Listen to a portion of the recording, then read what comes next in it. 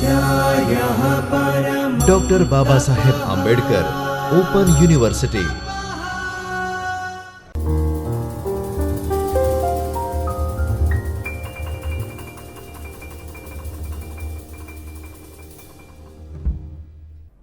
નમસ્કાર તાલીમાર્થી મિત્રો. Doctor Baba Saheb Ambedkar open યુનિવર્સિટીના શિક્ષણશાસ્ત્ર વિભાગ તરફથી હું ડૉક્ટર જયશ્રી ગુર્જર આપ સર્વેનું હાર્દિક સ્વાગત કરું છું. બેચલર ઓફ એજ્યુકેશન પ્રથમ વર્ષ EES 121 ભારતમાં પ્રાથમિક અને માધ્યમિક શિક્ષણનો વિકાસ, બ્લોક નંબર 1 એકમ નંબર 4 પ્રાથમિક શિક્ષણની સમસ્યાઓ ભાગ 3. તાલીમાર્થી મિત્રો, પ્રાથમિક શિક્ષણની સમસ્યાઓની આપણે અહીં ચર્ચા કરતા હતા. તેમાં સૌ પ્રથમ આપણે જેના વિશે વિગતવાર વાત કરી તે છે કન્યા કેળવણી. કન્યા કેળવણી એટલે શું?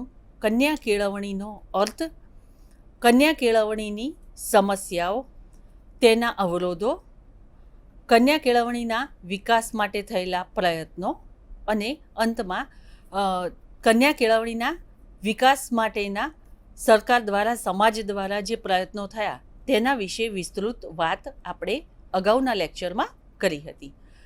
હવે પ્રાથમિક શિક્ષણની બીજી સમસ્યા અંતર્ગત આજે આપણે જેની વાત કરવાના છીએ તે છે પછાત વર્ગોના બાળકોના શિક્ષણની સમસ્યાઓ. તેના વિશે આપણે વિગતવાર વાત કરીશું. પ્રાથમિક શિક્ષણના એટલે કે પછાત વર્ગના બાળકોના શિક્ષણની સમસ્યાઓ તેની વિશે વાત કરીએ તો તે અંતર્ગત સૌપ્રથમ આપણે અનુસૂચિત જાતિ એટલે શું તેના વિશે વાત કરીશું.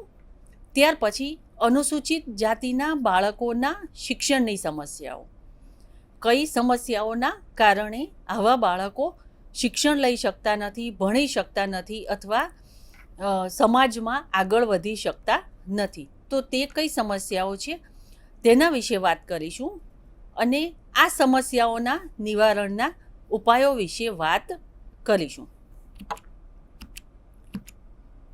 સૌ પ્રથમ આપણે પછાત વર્ગોના બાળકોના શિક્ષણની સમસ્યાઓ, કઈ કઈ સમસ્યાઓ છે તેના વિશે આપણે વાત કરીએ.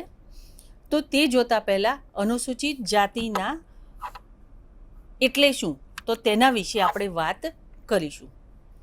તો તાલીમાર્થી મિત્રો, આપણે બધાને એ ખ્યાલ છે કે પ્રાચીન સમયમાં આર્ય સમાજ વ્યવસ્થાના સંદર્ભમાં આપણે 4 વર્ણ અનુસાર આપણી વ્યવસ્થા જે હતી એટલે કે કર્મ આધારિત જે વ્યવસ્થા હતી તે ગોઠવાયેલી હતી.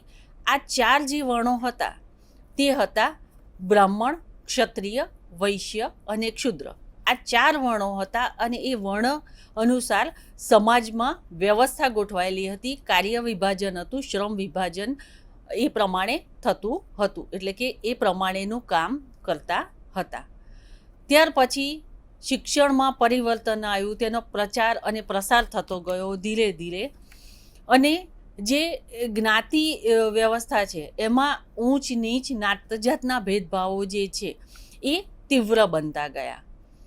અને ભારતમાં જ્યારે અંગ્રેજોનું આગમન થયું ત્યારે આવા જે મતભેદો હતા જે તીવ્ર હતા, તો તેની સામે જાગૃતિ લાવવાનું કામ ડૉક્ટર બાબા સાહેબ આંબેડકરજી અને મહાત્મા ગાંધીજીએ સૌને આ સંદર્ભે જાગૃતિ લાવવાનું કામ શિક્ષણ દ્વારા કર્યું. અને ઊંચ નીચ, નાત જાત, અસ્પૃશ્યતાના ભેદભાવ શિક્ષણ થકી દૂર થશે અને શિક્ષણ દ્વારા જ સમાજમાં પરિવર્તન લાવી શકીશું. તો તે માટેની જાગૃતિ આણવાનું કામ તેમણે કર્યું. ત્યાર પછી અનુસૂચિત જાતિ એટલે શું પહેલાં તે સમજીએ. તો આપણે અગાઉ કહ્યું તેમ આ જે 4 વર્ણ વ્યવસ્થા હતી, બ્રાહ્મણ, ક્ષત્રિય, વૈશ્ય અને ક્ષુદ્ર, એ 4 વર્ણ વ્યવસ્થામાંથી કાળક્રમે ધીરે ધીરે ધીરે જ્ઞાતિઓનો જન્મ થયો અને જ્ઞાતિ પ્રથામાંથી પેટા જ્ઞાતિ અને તેની પેટા જ્ઞાતિનો જન્મ થયો અને તેનો વિકાસ ધીરે ધીરે થતો ગયો. તો આમ મુખ્ય 4 વર્ણો, તેની જ્ઞાતિ, તેની પેટાજ્ઞાતિ, તેનો જન્મ અને વિકાસ ધીરે ધીરે થતો ગયો.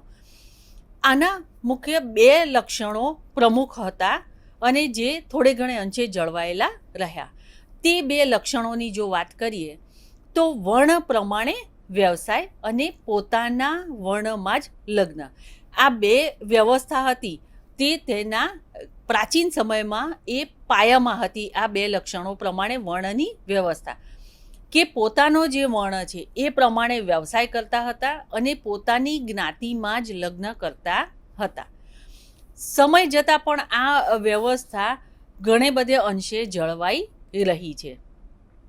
આ ઉપરાંત જો અનુસૂચિત જાતિઓના પરંપરાગત વ્યવસાયની વાત કરીએ તો તેઓ કયું કામ કરતા હતા? તો વણાટ કામ છે, ચામડાનું કામ છે, સફાઈનું કામ છે વગેરેનું કામ તેઓ કરતા હતા. ત્યાર પછી પછાત વર્ગોના બાળકોના શિક્ષણની સમસ્યાઓ, તેના વિશે આપણે વાત કરવાની છે. હવે શિક્ષણની સમસ્યાઓ છે તે શિક્ષણની સમસ્યાઓને જોતા પહેલાં આપણે સામાજિક સમસ્યાઓ છે, સમાજના જે પ્રશ્નો છે તેના વિશે આપણે જરૂર વાત કરવી પડે. તો જે સામાજિક પ્રશ્નો સમસ્યાઓ છે એ જ્ઞાતિવાદ છે, અલગ વસવાટ છે, ઊંચ નીચના ભેદભાવ છે, શોષણનો ભોગ છે, વ્યસન છે વગેરે વિશે આપણે પહેલાં વાત કરવી પડે. ત્યાર પછી તેમની શિક્ષણની સમસ્યાઓ વિશે આપણે વાત કરી શકીએ. તો આ પછાત વર્ગોમાં સામાન્ય રીતે જે છે એ અનુસૂચિત જાતિ, અનુસૂચિત જનજાતિ અને વિચરતી જાતિ, આ લોકોનો સમાવેશ પછાત વર્ગોમાં કરવામાં આવે છે. તો તેમની સામાજિક સમસ્યાઓ કઈ કઈ છે તેને આપણે ક્રમાનુસાર આપણે જોતા જઈએ. સૌ પ્રથમ સમસ્યાની વાત કરીએ તો જ્ઞાતિવાદની છે. આપણે અગાઉ પણ જોયું તેમ વર્ણો અને વર્ણના આધારે જ્ઞાતિ, તેની પેટાજ્ઞાતિ, તેવી રીતે તેનો જન્મ થયો, વિકાસ થયો અને તેનું વિભાજન થતું ગયું તે આપણે જોયું. તો આ જે જ્ઞાતિ પ્રથા છે તેનો ધીરે ધીરે વિકાસ થતો ગયો. તો એ વિકાસ જો વિકાસનો સારી બાબતમાં વિકાસ થાય અને ક્યાંક સમાજમાં પ્રગતિ થાય, સમાજમાં કંઈક સારું કામ થાય તો સારી બાબત છે. પરંતુ જેમ જેમ વિકાસ થતો ગયો તેમ તેમ જ્ઞાતિઓમાં એક જ્ઞાતિ બીજા જ્ઞાતિ પ્રત્યે ભેદભાવ જોવા મળે છે આપણને.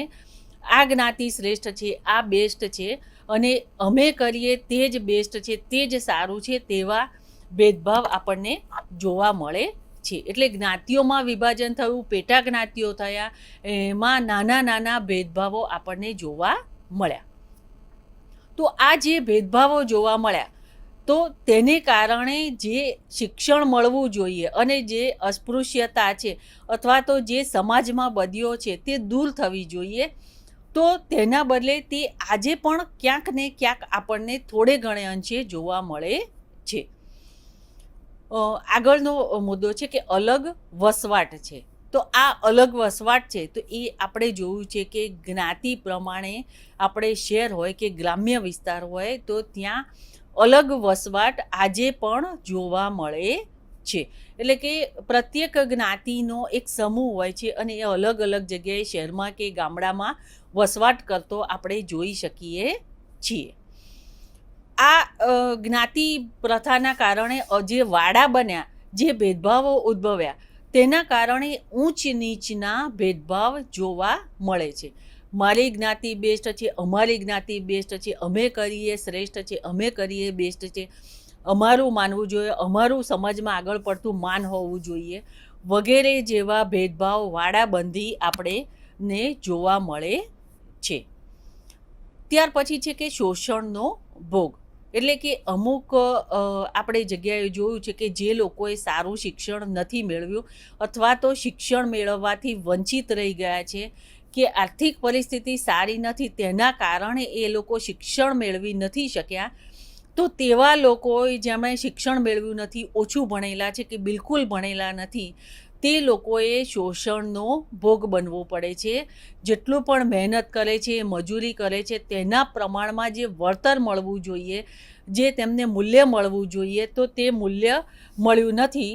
અને તે મૂલ્ય ન મળવાને કારણે તે લોકો પણ બીજા સામાન્ય વ્યક્તિઓ જેવું સારું જીવન નથી જીવી શક્યા. અને તેમનું જે રોજીરોટી કમાય છે તે માત્ર બે ટંક પૂરતું ખાવા માટે અને બાળકોના ભરણ પોષણમાં તેમનું તે પૂરું થઈ જાય છે.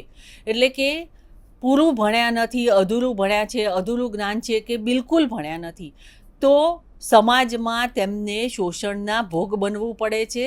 અને પૂરતું શિક્ષણ ના હોવાના કારણે પોતાના બાળકોને પણ તેઓ ભણાવતા નથી ને મહેનત મજૂરીના કામે મોકલી દે છે, જેના પરિણામે તે બાળકો પણ આગળ જતાં શોષણનો ભોગ બને છે. પછી વ્યસનની બદી. આપણે જોયું છે કે ઘણી જગ્યાએ વ્યસન લોકો છોડી શકતા નથી. પાન, સિગરેટ, બીડી, તમાકુ વગેરે જેવા વ્યસન સ્વાસ્થ્ય માટે હાનિકારક હોવા છતાં, ગમે તેટલા પ્રયત્નો કરવા છતાં આ વ્યસન તે લોકો છોડી શકતા નથી. અને તેમની આવકનો જેટલું કમાય છે તેનો અડધો ભાગ એ લોકો ને મળતો નથી, શોષણના ભોગ બનવું પડે છે. અડધો ભાગ કુટુંબમાં બે ટંકના ખાવા પીવામાં જાય છે. અમુક ભાગ ઘરમાં કોઈ સાજું છે, માંદું છે, સમાજમાં કંઈ પ્રસંગ છે, વ્યવહાર છે, તેમાં જતો રહે છે. અને બાકીનો ભાગ જે છે આ વ્યસનમાં જતો રહે છે. એટલે કે તેની પાસે કંઈ પણ બચત થતી નથી, જેના કારણે બાળકોને ભણાવવું, ગણાવવું, સારા કપડાં પહેરાવવા એવું કંઈ પણ તે લોકો કરી શકતા નથી. અને સાથે સાથે વ્યસનને પણ છોડી શકતા નથી. તો વ્યસનની બદીના કારણે કે વ્યસનના કારણે પણ તે લોકોની વિચારવાની, સમજવાની શક્તિ તે લોકો ઘણે બધે અંશે તેમની ક્ષીણ થઈ ગયેલી જોવા મળે છે. ત્યાર પછી છે દહેજ પ્રથા. તો આપણે દહેજ પ્રથા જોયું છે કે આજના સમયમાં પણ આપણે દહેજ પ્રથા જોવા મળે છે. અને દહેજ લેનારા પણ છે અને દહેજ આપનારા પણ છે. બંને પક્ષ આપણે જોઈ શકીએ છીએ. આપનારા એવું કહે છે કે અમે અમારી દીકરીને આપીએ છીએ, ને લેનારા પણ એવું કહે છે સામે પક્ષે કે આ જે બધું તમે આપો છો એ તમારી દીકરીનું જ છે. તો ઘણું બધું આપણે જોયું છે કે દહેજમાં રોકડ રકમ, ઘર, ગાડી, બંગલો એ આપતા હોય છે. એટલે આપનારા આપે પણ છે અને લેનારા લે છે. એટલે દહેજ પ્રથા આપણે જોયું છે કે એ આજના જમાનામાં પણ દહેજ પ્રથા એ જોવા મળે છે. ત્યાર પછી છે સામાજિક વ્યવહાર પર પ્રતિબંધો. એટલે કે સમાજમાં જ્યારે મેળાવડા હોય, બધા ભેગા મળતા હોય, ત્યારે પણ આપણે જોયું છે કે બધા સાથે હળીમળીને રહેવાનું, ખાવાનું, પીવાનું, સામાજિક પ્રસંગો છે કે સામાજિક વ્યવહારો છે, તેમાં પણ આપણે ઘણી જગ્યાએ અલગાવ છે એ જોવા મળતો હોય છે. ઘણી જગ્યાએ સામાજિક વ્યવહારોમાં બિલકુલ ભિન્નતા, અલગ તફાવત, એક જ પ્રસંગ છે, એક જ જગ્યા છે, તો એ ભિન્નતા જોવા મળે છે. એ આજના સમયમાં પણ ઘણી બધી જગ્યાએ આપણે જોઈ શકીએ છીએ. ત્યાર પછી છે અસ્પૃશ્યતા. તો અસ્પૃશ્યતા એ આજના સમયમાં પણ ઘણે બધે અંશે દૂર થઈ છે, નાબૂદ થઈ છે. તો પણ ક્યાંક ક્યાંક આપણને અસ્પૃશ્યતાનો અહેસાસ થાય છે, જોવા મળે છે. આપણે જોઈ શકીએ છીએ ઊંચ નીચ, નાત જાતના ભેદભાવો જોઈ શકીએ છીએ. મહાત્મા ગાંધીજીએ અને ડૉક્ટર બાબા સાહેબ આંબેડકરજીએ અસ્પૃશ્યતા દૂર કરવા માટે ઘણા પ્રયત્નો કરેલા છે. સમાજમાં જાગૃતિ લાવી છે, આંદોલનો કર્યા છે. શિક્ષણ થકી અસ્પૃશ્યતાને દૂર કરવા માટે પ્રયત્નો કર્યા છે. સામાજિક એના સંદર્ભે અનેક તેમણે પ્રયત્નો કર્યા છે અને ઘણે બધે અંશે તેમાં સફળતા પણ મળી છે. છતાં પણ ક્યાંક હજુ અસ્પૃશ્યતાની જે બધી છે કે અસ્પૃશ્યતાનું છે એ ક્યાંક આપણને જોવા મળે છે. ત્યાર પછી જે છે તે છે છૂટાછેડા નો ભોગ. એટલે કે જ્યાં શિક્ષણનું પ્રમાણ ઓછું છે, શિક્ષણ ઓછું છે અથવા તો શિક્ષણ બિલકુલ નથી, તેવા સમાજમાં, તેવા કુટુંબમાં જ્યાં લગ્ન થાય છે, તો તે લગ્નમાં સ્ત્રી અને પુરુષો છે જે એ બંને પાત્રો એકબીજા સાથે અનુકૂલન સાધી શકતા નથી. ઘણીવાર એવું પણ થાય છે કે વ્યક્તિ બંનેને પૂછવામાં પણ આવતું નથી અને ઘરની મંજૂરીથી લગ્ન કરી દેવામાં આવે છે. ઘણીવાર એવું પણ હોય છે કે એક પાત્ર બિલકુલ ભણેલું છે, શિક્ષણ મેળવેલું છે, સમાજમાં આગળ પડતું સ્થાન છે, નોકરી વ્યવસાય કરે છે, સામેનું પાત્ર બિલકુલ ભણેલું નથી. તો તેના કારણે પણ સમાજમાં, ઘરમાં, કુટુંબમાં કેટલાક પ્રશ્નો ઉદ્ભવે છે અને આ સમસ્યા ધીરે ધીરે વિકટ બનતા છૂટાછેડામાં પરિણમે છે. અને છૂટાછેડા લેવાનો અધિકાર હવે તો 1955ના એક્ટ અનુસાર સ્ત્રીઓને પણ કેટલાક કારણો હોય તો છૂટાછેડા લેવાનો અધિકાર મળે છે. એટલે તેના માટે બે વસ્તુ જવાબદાર છે. એક તો બંને પાત્રોનું અનુકૂલન સાધવું. બંને પાત્રો જો અનુકૂલન ના સાધે અને કેટલાક પ્રશ્નો ઉદ્ભવે છે તો માત્ર પુરુષને નહીં પણ સ્ત્રીને પણ તે હકો આપણા સમાજમાં છે કે તે પણ છૂટાછેડા લઈ શકે છે. ત્યાર પછી છે બાળ લગ્નનું પ્રમાણ. આ બાળ લગ્નનું પ્રમાણ આજે પણ આપણે જોઈએ છે કે આટલા શિક્ષિત સમાજમાં પણ દીકરીઓના નાની ઉંમરમાં લગ્ન કરી દેવામાં આવે છે. કન્યાને એવું પણ કહેવામાં આવે છે કે તારે ભણી ગણીને નોકરી કર્યા પછી તારે સાસરે જઈને કામ કરવાનું છે, અથવા તો એકવાર તું લગ્ન કરી લે પછી સાસરામાં તને ભણાવે છે, નોકરી કરવાની હા પાડે છે તો તું તે કરજે. પરંતુ નાની ઉંમરમાં અથવા તો બહુ જ નાની ઉંમરમાં દીકરીને કે દીકરાને ખ્યાલ ના હોય, કન્યાને, કુમારને, છોકરા છોકરીઓને, અને તેમના લગ્ન નક્કી કરી દેવામાં આવે છે અને છોકરીને કે છોકરાને પૂછવામાં નથી આવતું અને આ લગ્ન તેમના કરી દેવામાં આવે છે. તો આજના સમયમાં પણ આવું આપણે ઘણી બધી જગ્યાએ જોવા મળે છે કે દીકરીને ભણવા માટે જાગૃત કરવાને બદલે, શિક્ષણ લેવાને બદલે તે આગળ જાય, સમાજમાં આગળ પડતું કંઈક કામ કરે, સમાજને ઉપયોગી થાય, કુટુંબને ઉપયોગી થાય, તો તેના બદલે દીકરીને એ ગમે તેટલું ભણે છે પરંતુ અંતે તેના લગ્ન કરવાના છે, તે જવાબદારી છે અને તે પૂરું કરીએ તો આપણે તેમાંથી મુક્ત થઈશું. એવી એક માનસિકતામાંથી આપણે મુક્ત થવાની જરૂર છે. તો બાળ લગ્નનું પ્રમાણ પણ આપણે ઘણી બધી જગ્યાએ જોવા મળે છે અને તે આજે પણ થતા હોય છે. ત્યાર પછી છે બહુપત્નીત્વ ધારણ. તો આગળ જેમ આપણે છૂટાછેડાની વાત કરી તો તે પ્રમાણે જ્યાં શિક્ષણ ઓછું છે ત્યાં એક પત્ની કરતાં પણ ઘણી પત્ની રાખતા હોય છે અથવા એક પત્ની કરતાં પણ વધારે પત્ની હોય છે. બહુપત્નીત્વ પ્રથા પણ આપણે જોયેલી છે, સમાજમાં તે પણ હોય છે. તો તેના કારણે ઘણા બધા પ્રશ્નો છે, સમસ્યાઓ તે પણ આપણને જોવા મળે છે. તો આ તાલીમાર્થી મિત્રો આપણે જે જોયું એ આ મુદ્દા જે જોયા એ પછાત વર્ગોના બાળકોના શિક્ષણની સમસ્યાઓ જોઈ અને શિક્ષણની સમસ્યાઓ અંતર્ગત આપણે સામાજિક જે સમસ્યાઓ છે તેના વિશે આપણે વાત કરી.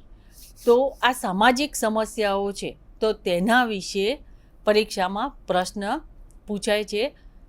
પ્રશ્ન સરળ છે, તમે મુદ્દા તમારી રીતના પરીક્ષામાં લખી શકો છો. અગત્યનો પ્રશ્ન છે.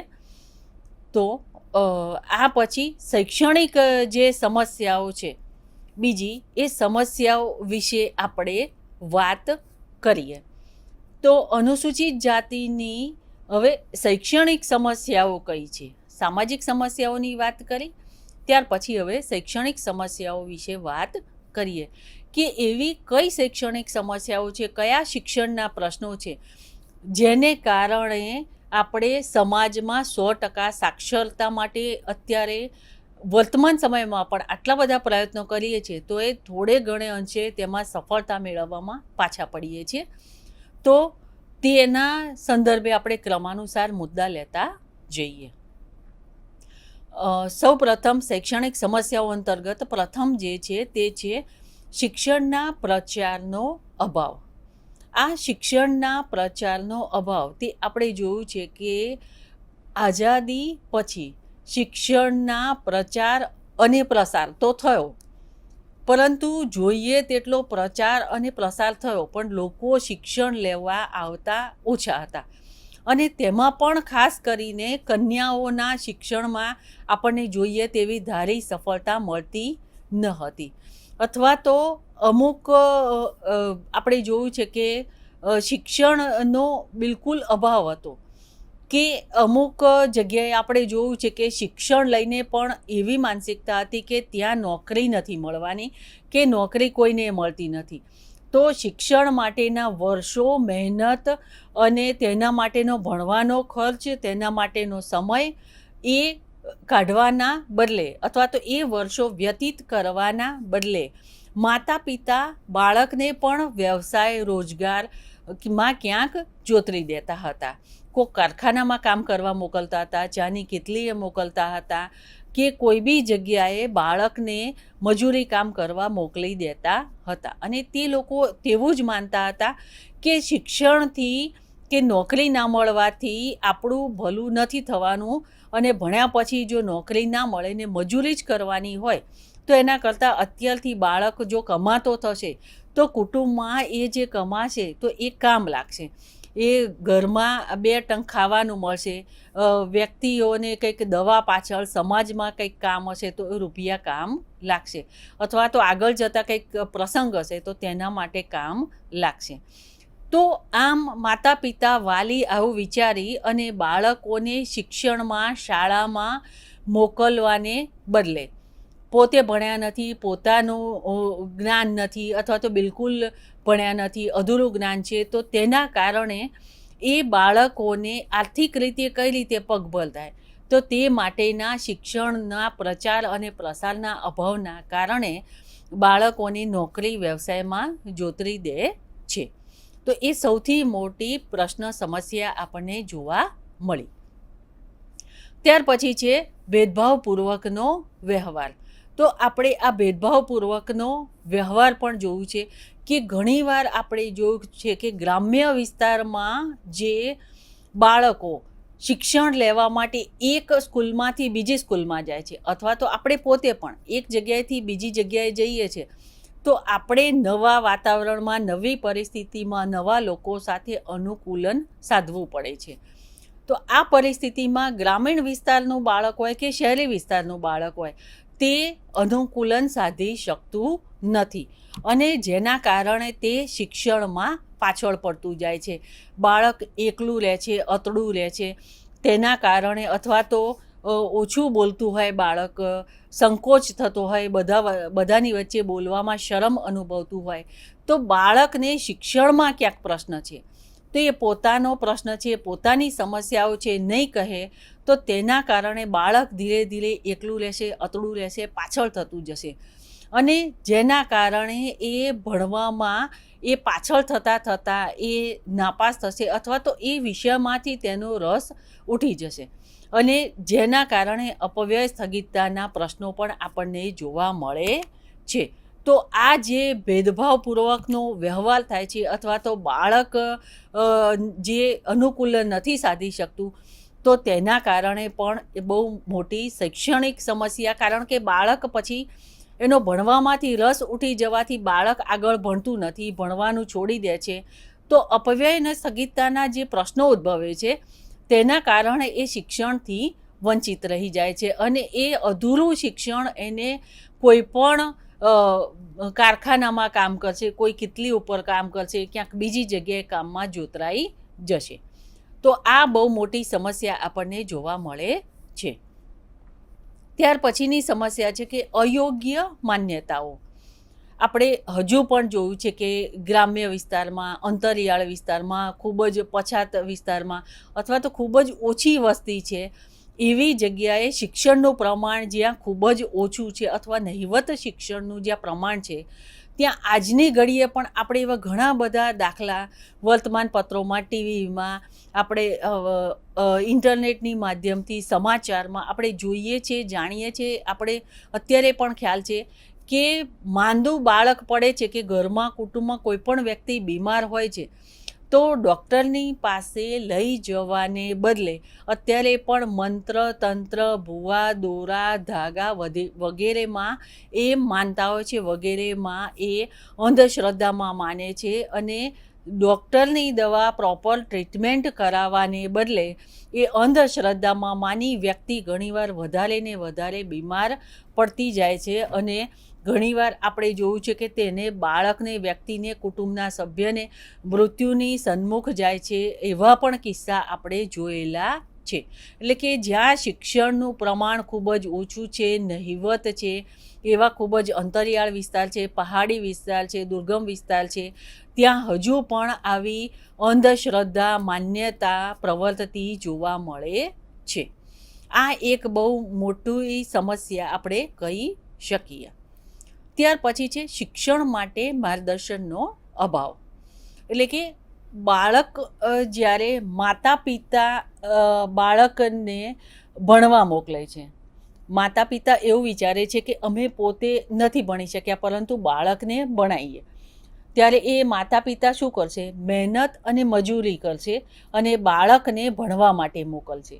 સામે પક્ષે બાળક પણ ભણવા જશે, પરંતુ થાય છે શું કે બાળક જ્યારે શાળામાં ભણીને આવે છે, માતા પિતાની વાલીની આર્થિક પરિસ્થિતિ એટલી સારી નથી કે એને કોઈ એકમ છે, મુદ્દો છે તે કઠિન લાગ્યો છે તો તેના માટે તે ટ્યુશન રાખે, ક્લાસ રાખે કે અન્ય કોઈ વ્યવસ્થા કે વિકલ્પો એ રાખી શકતા નથી.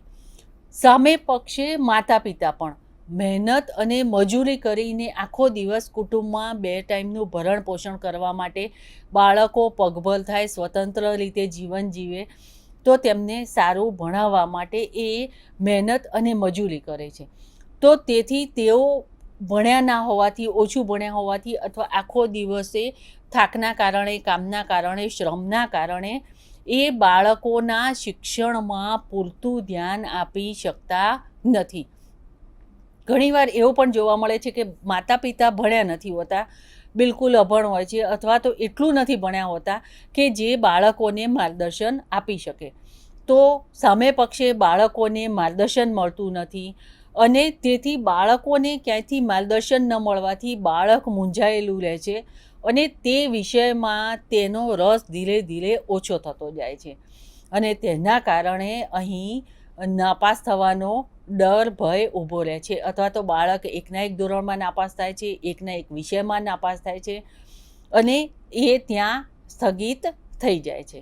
તો શિક્ષણ માટે જ્યારે બાળકને માર્ગદર્શન નથી મળતું, ઓછું માર્ગદર્શન મળે છે અથવા બિલકુલ માર્ગદર્શન નથી મળતું, સામે પક્ષે શાળામાં પણ શિક્ષક પાસે સમય ન હોવાથી અથવા તો નિદાન કાર્ય, ઉપચાર કાર્ય માટે સમય ના રહેવાથી અથવા તો ના કરાવવાથી પણ બાળકને પ્રોપર માર્ગદર્શન, માહિતી, વિગતો ના મળવાથી બાળક ધીરે ધીરે તે વિષયમાં પાછળ પડતું જાય છે અને તેનો તે વિષયમાંથી ભણવામાંથી રસ ઓછો થતો જાય છે.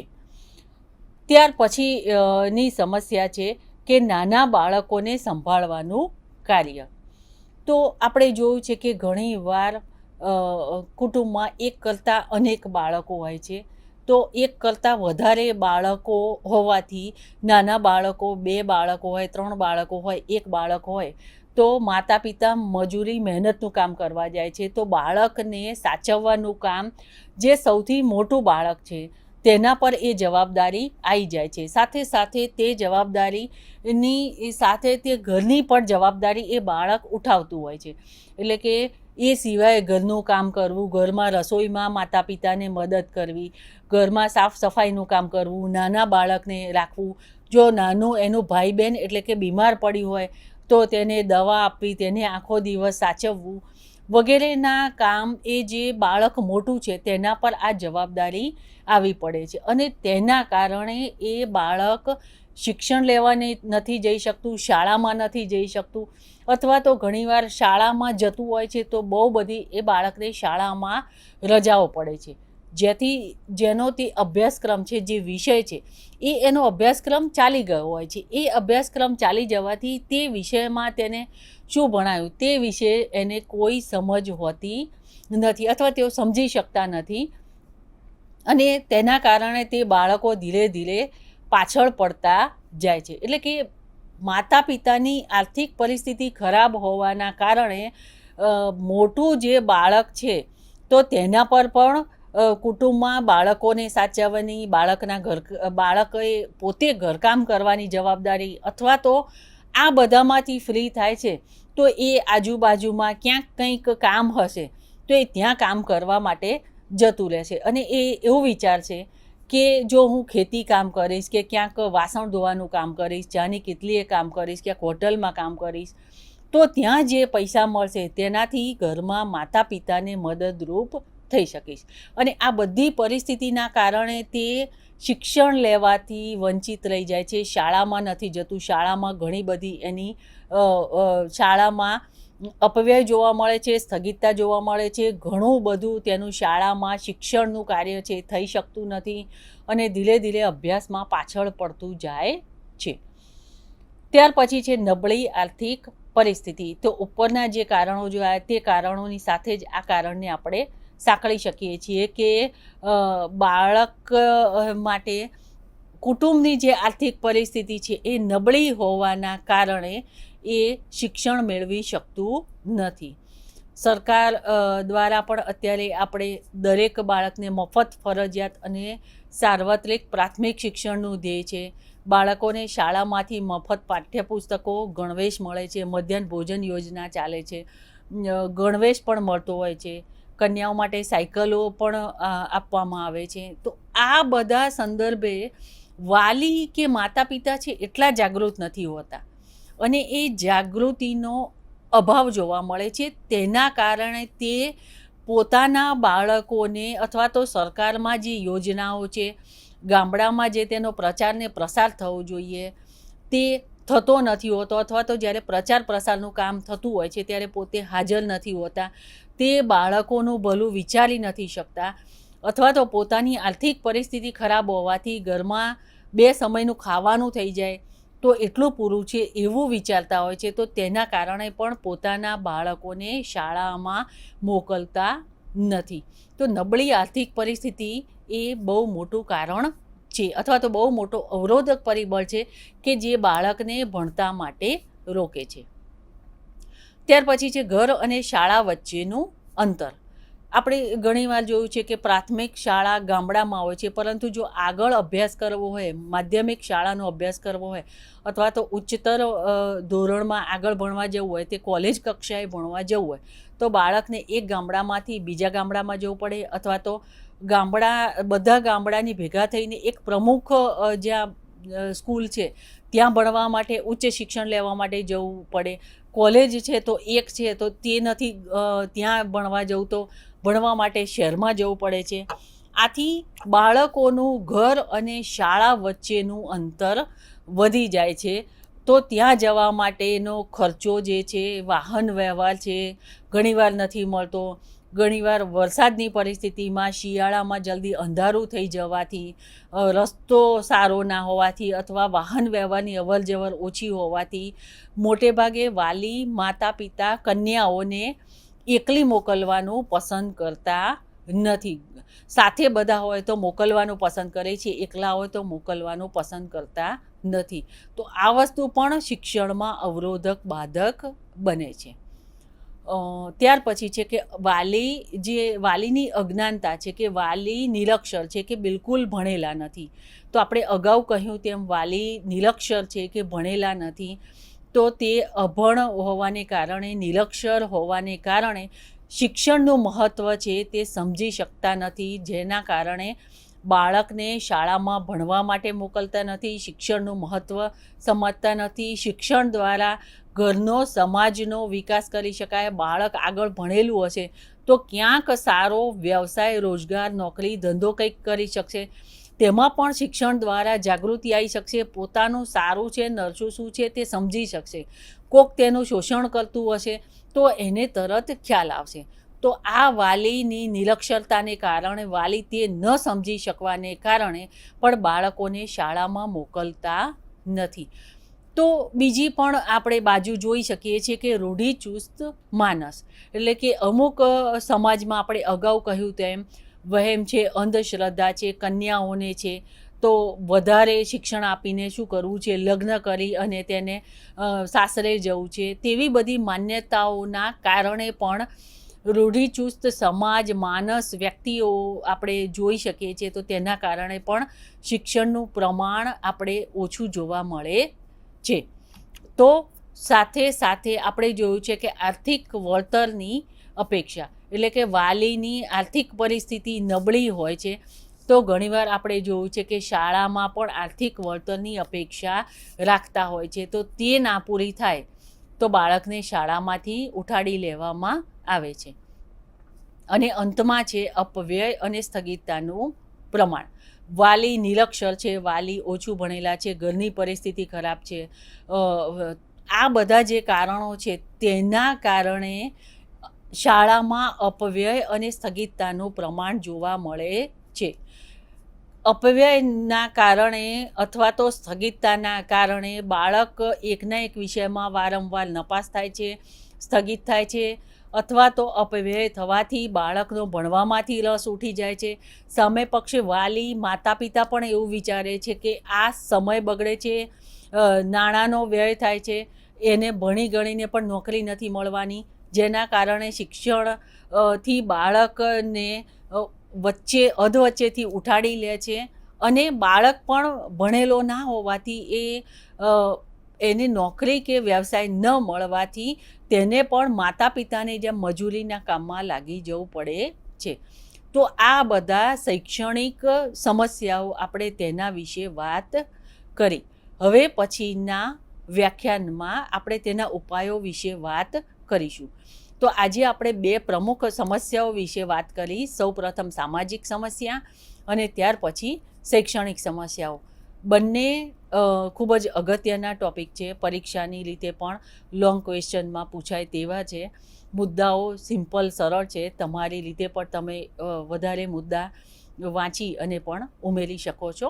હવે પછીના વ્યાખ્યાનમાં તેના ઉપાયો વિશે આપણે વધારે વિગતવાર વાત કરીશું. ત્યાં સુધી રજા આપો. નમસ્કાર. स्वाध्यायः